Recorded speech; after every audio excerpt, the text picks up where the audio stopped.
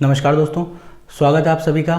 दोस्तों आज का जो टॉपिक मैं आप लोगों के लिए लेके आया हूँ बहुत ज़्यादा शॉर्ट टॉपिक है, छोटा सा टॉपिक है। केवल 12 चीज़ों के बारे में हम यहाँ पे पढ़ने वाले हैं।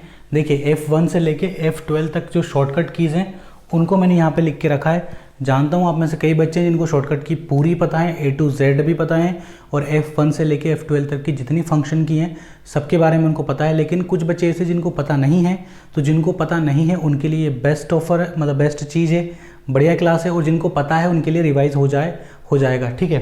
तो F1 से लेके F12 तक की पूरी शॉर्टकट की है। ज़्यादा समय बिल्कुल नहीं लूँगा, ना कोई फालतू बात होगी। 2 से 3 मिनट का आपका समय है, तो फोकस रहिए, ध्यान यहाँ पे दीजिए। पूरा एक बार रिवाइज मैं आपको करवा देता हूँ। देखिए F1 का जो यूज़ होता है शॉर्टकट की का, वो क्यों होता है, तो इसका यूज़ होता है हेल्प के लिए, है ना। या तो आपका कंप्यूटर हैंग मारने लग जाए, फिर किसी चीज़ में आप किसी मुसीबत में पड़ जाएं, या जहाँ आपको इंस्ट्रक्शन की आवश्यकता हो वहाँ पे हेल्प की का उपयोग कर सकते हैं। देखिए फंक्शन की में क्या होता है कि एक ये सूट की होती है, यानी कि इसमें एक ही की से बहुत सारे इंस्ट्रक्शन हमारे काम करने लगते हैं। चलिए F2 की बात कर लें तो F2 में क्या हो जाएगा, फाइल का रीनेम। मान लीजिए आपने कोई सी फाइल बनाई है कंप्यूटर के अंदर जिसका आप क्या करना चाहते हैं, रीनेम करना चाहते हैं। रीनेम का मतलब क्या होता है कि आपने किसी फाइल को नाम दे दिया। जैसे आपने किसी फाइल को नाम दे दिया माई डॉक्यूमेंट। अब आप चाहते हैं कि मैं इसका नाम जो है वो बदल दूं, परिवर्तित कर दूं, तो आप उसका क्या कर सकते हो, रीनेम कर सकते हो। तो आप F2 को प्रेस करेंगे और आप उसका रीनेम कर सकते हैं। फिर आ जाएगा क्या हमारा F3 में क्या होता है कि फाइंड फाइल एंड फोल्डर। तो इसमें देखिए F3 का मतलब होता है बेसिकली फाइंड, यानी कि ढूंढने के लिए इसका यूज़ किया जाता है, सर्च के लिए इसका यूज़ किया जाता है। आप फाइल भी ढूंढ सकते हैं, आप फोल्डर भी ढूंढ सकते हैं, ठीक है। F4 को देख लेते हैं। तो F4 का जो यूज़ होता है वो होता है रिपीट कमांड के लिए, ठीक है, वो भी एक्सेल में, रिपीट कमांड इन एक्सेल। और एक जो यूज़ होता है वो होता है शटडाउन के लिए, कंप्यूटर को शटडाउन करने के लिए भी F4 का यूज़ होता है। बात आ जाएगी फिर F5 की। तो सबको पता है कि F5 का यूज़ क्यों होता है, कंप्यूटर को रिफ्रेश करने के लिए होता है। मान लीजिए हमारा कंप्यूटर चलते चलते क्या हो गया, हैंग मारने लग गया, तो हम F5 को बार बार दबा सकते हैं और उसको रिफ्रेश कर सकते हैं। कई बार क्या होता है, नॉर्मली आदत है हमारी कि जब हम कंप्यूटर को चालू करते हैं तो सबसे पहले हम F5 की को ही दबाते हैं, उससे क्या होता है, हमारा कंप्यूटर रिफ्रेश हो जाता है। F6 में क्या होगा, F6 में देखिए यहाँ पे लिखा हुआ है हाईलाइट वेब एड्रेस और वेब एड्रेस सिलेक्शन, ठीक है। तो आप यहाँ पे क्या कर सकते हैं, जो वेब एड्रेस है उसको क्या कर सकते हो, आप हाईलाइट कर सकते हो।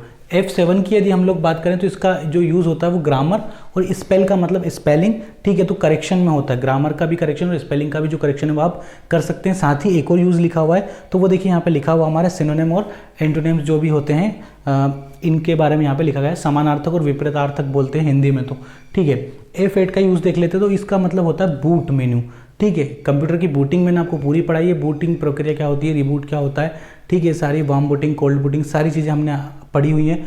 पूरा वीडियो लेक्चर अवेलेबल है, आप जाके देख सकते हैं।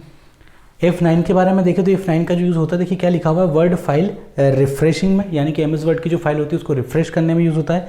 उसके बाद F10 की बात कर ले तो F10 का यूज़ होता है माउस का जो राइट बटन होता है उसकी तरह ये काम करता है, कौन, F10। अब आप लोग बताइए कि F10 का यूज़ आप लोग किस काम के लिए करते हैं। आगे देख लेते हैं F11 का यूज़। तो F11 का यूज़ जाएगा फुल स्क्रीन में। फुल स्क्रीन का मतलब क्या होता है कि मान लीजिए आपने किसी एप्लीकेशन या विंडो को खोला हुआ है तो वो हाफ स्क्रीन में है। अगर हमें उसे हमारा जो मॉनिटर का जो पूरा आकार है उस पूरे आकार में यदि हमें उसको स्थापित करना है तो हम F1 की को प्रेस कर देंगे, तो जो हमारा विंडो है पूरे आकार में पूरी स्क्रीन पे आ जाएगा, इसीलिए इसको कहा गया है फुल स्क्रीन मोड में। चलिए लास्ट को देख लेते हैं। तो लास्ट का मतलब होता है सेव एज। सेव एज का मतलब आप सभी को पता है कि पहले हमारी फाइल क्या होती है, सेव होती है, फिर उसके बाद हम उसको क्या कर सकते हैं, सेव एज कर सकते हैं, ठीक है। तो सेव एज में आप चाहें तो उसकी लोकेशन भी चेंज कर सकते हैं, आपने उसको किस फोल्डर से उठा के किस फोल्डर में रखना है ये आपकी स्वेच्छा है। तो सेव एज का जो शॉर्टकट की है वो हमारी क्या हो जाएगी, F12 हो जाएगी। तो ये थी हमारी क्या F1 से लेके F12 तक की जितनी शॉर्टकट की हैं सब हैं। एग्जाम से पहले आप एक बार इन्हें पढ़ के जरूर जाइए। आप लोग अगर चाहें तो स्क्रीनशॉट ले सकते हैं। मैं साइड आपके हट जाता हूँ, यहाँ पे स्क्रीनशॉट ले लीजिए, क्योंकि एक नंबर में आपकी फंक्शन की आ जाती है। कई बार CBCT सीधा सा ये क्वेश्चन पूछता है कि फंक्शन की संख्या कितनी होती है, तो भूलना नहीं है फंक्शन की संख्या कितनी होती है, 12 होती है। हमने 12 फंक्शन की पढ़ी हैं, F1 से लेके F12 तक की 12 फंक्शन की हमने पढ़ ली हैं। उम्मीद करता हूँ क्लास आपके लिए हेल्पफुल रही है। अपना ध्यान रखिए। और एक चीज़ का अनाउंस मैं कर दूं आपको, मार्च की CPCT के लिए एक नया प्रॉपर बैच में बनाने जा रहा हूं। 1 मार्च से आपकी क्लास स्टार्ट हो जाएगी, लेकिन इस बार थोड़ा सा करेक्शन किया गया है। इस बार हमने जो बैच स्टार्ट की है, बैच का नाम मैं आपको बता देता हूं। बैच का नाम हमने रखा है क्या, त्वरित बैच। क्या रखा है, त्वरित बैच। जैसे आप सभी लोग जानते हैं कि इस बार CPCT ने हमें ज़्यादा समय नहीं दिया है। 26 फरवरी फॉर्म के फिल करने की लास्ट डेट है और 17 मार्च को एग्ज़ाम है। 17, 18, 19 3 दिन एग्ज़ाम है। तो बहुत ज़्यादा त्वरित तरीके से हमें काम करना पड़ेगा, बहुत ज़्यादा क्रेश हमें काम करना पड़ेगा। सिर्फ हमें इंपॉर्टेंट जो फैक्ट होते हैं, IMP फैक्ट होते हैं, सिर्फ उन्हीं पे फोकस करके बाकी फालतू चीज़ें हमें नहीं पढ़नी है। तो देखिए मैं बताता हूँ इस बैच में क्या क्या होगा। बैच की जो चार्जेस, इस बार चार्जेस रहेंगे बैच का, है ना, ठीक है। तो बैच के जो चार्जेस रहेंगे वो रहेंगे 299 है, ठीक है। इसमें आपको 30 प्लस, है ना, कंप्यूटर के रिकॉर्डेड लेक्चर मिलेंगे।